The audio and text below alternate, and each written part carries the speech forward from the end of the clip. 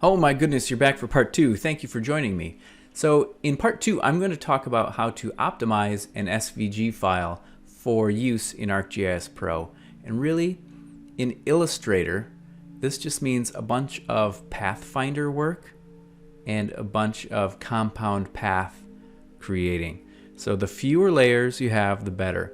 My goal here is to have a single layer for each of the components. One layer for the background circle, one layer for the red swoosh, and one layer for the white elements, which are the N and the sparkle and the perimeter dots. So I'm using a combination of the Pathfinder tools like union and intersect and stuff like that. And then anytime the result of that just forms a group of individual layers, Illustrator wants to cheat a little bit and do that. What you do is you select all of those elements and you do a clipping path make. So what you see me doing here is I'm just trying to grab a portion of that N right here, and I'm doing an intersect so it retains only a portion of that N, and then I'm using that shape to punch out the portion of this red swoosh. It's all tradecraft. You'll get the hang of it.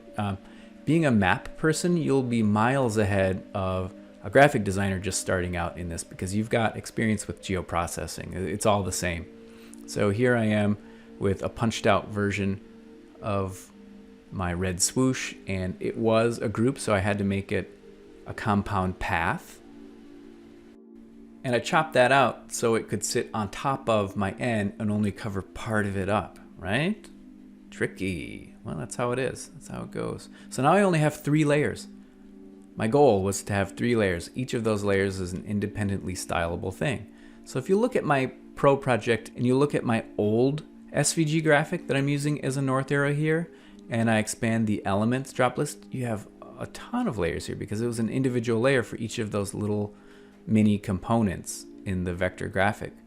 But let me pull in a new north arrow and I'll grab in my updated SVG file, which I've now optimized. And where'd it go? Let's see. It's right here. I'll hit apply so we can see it. That's good. Okay, so see the element section there? Those are the layers. Now I only have 3. It's so much simpler, so much easier.